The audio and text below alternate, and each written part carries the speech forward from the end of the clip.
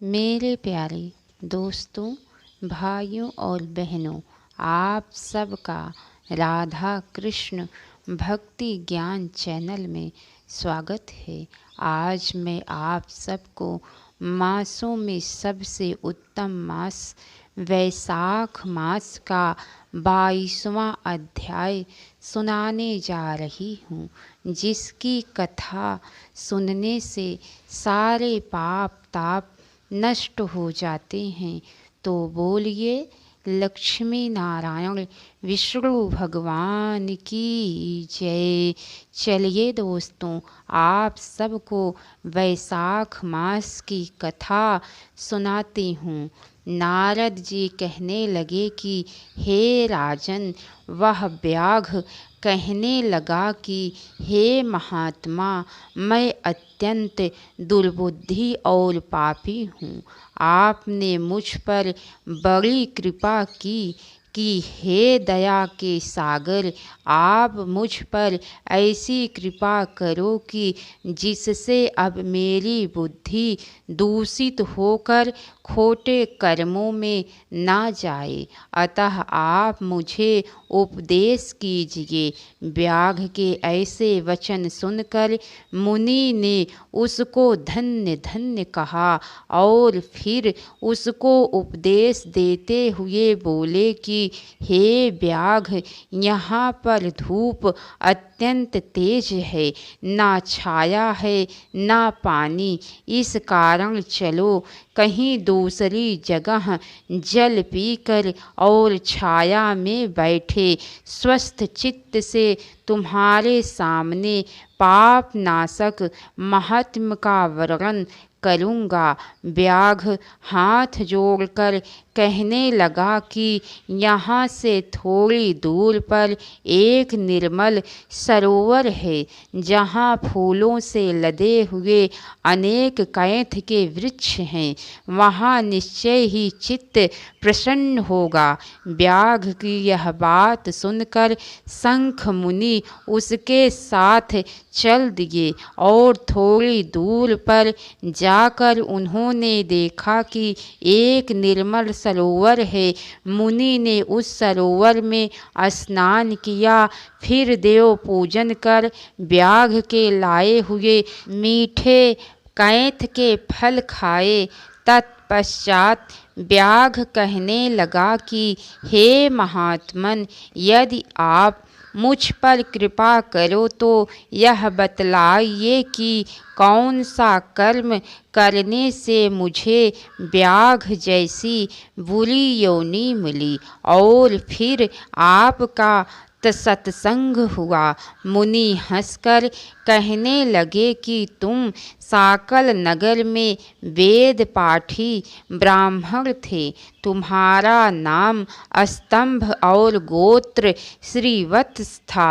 एक वैश्या से तुम्हारा प्रेम था, उसी की संगति दोष से तुमने नित्य कर्मों को त्याग दिया तथा शूद्र के समान रहने लगे। इस प्रकार तुमने आचारहीन होकर धर्म का त्याग किया। परंतु तुम्हारी स्त्री जो अत्यंत रूपवती थी, तुम्हारी और वेश्या की सेवा किया करती थी। तुम दोनों पलंग पर सोते तो वह नीचे सोती थी, तुम्हारे पैर धोया करती थी। वेश्या के मना करने पर भी वह पतिव्रता वैश्या सहित तुम्हारी सेवा करती थी। एक दिन तुमने भैंस का दूध और मूली खाई तथा तिल भी खाए। इस अपच भोजन से तुमको दस्त और वमन दोनों होने लगे और फिर दारुण भगंदर रोग हो गया। जब तक घर में धन रहा, वेश्या भी वहाँ रही। फिर सब धन लेकर वह भी चली गई। इससे तुमको बड़ी घृणा हुई और तुमने अपनी पतिव्रता स्त्री से कहा कि मैं अत्यंत निष्ठुर तथा वैश्यागामी हूँ। हे सुंदरी, मुझ पापी ने तेरा कुछ उपकार नहीं किया। जो अपनी नम्र भार्या का मान नहीं करते वह 15 जन्म तक नपुंसक होते हैं।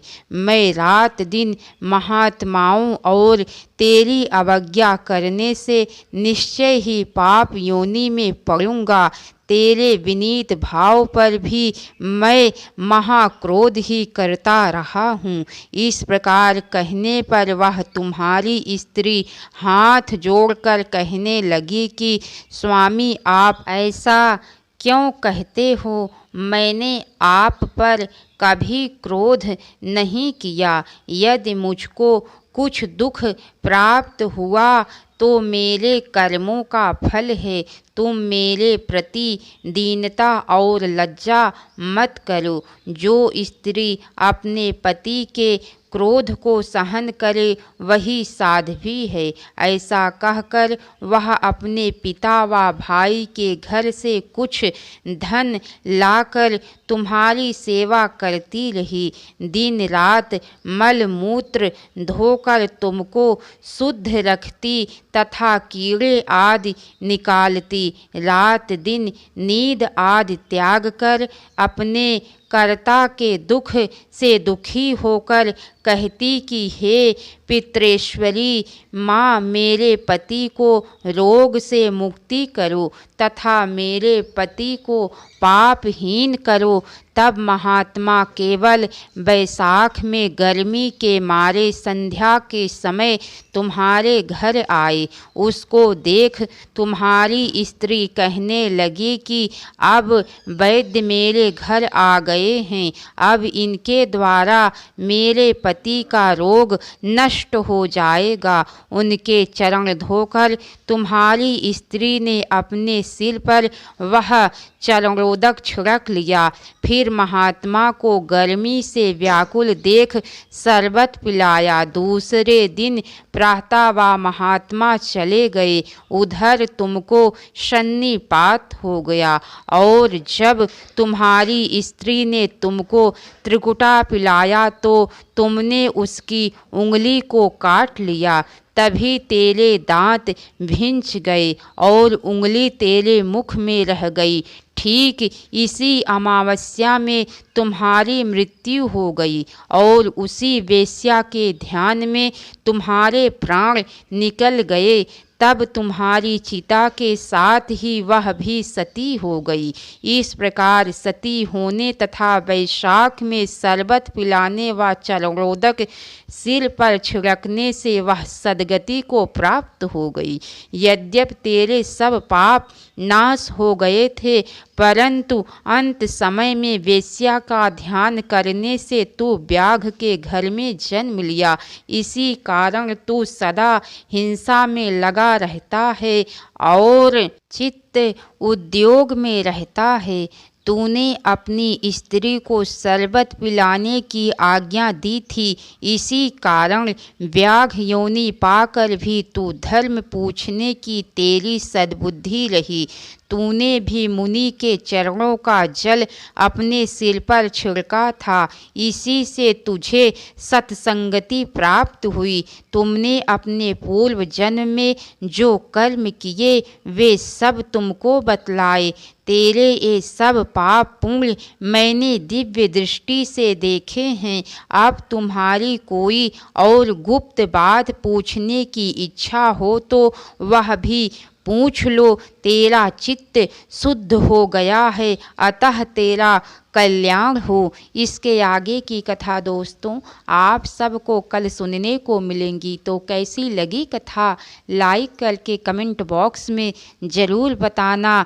तो बोलिए लक्ष्मी नारायण विष्णु भगवान की जय। हर हर महादेव। अब तक की सारी वीडियो देखने के लिए आप सबको बहुत बहुत धन्यवाद।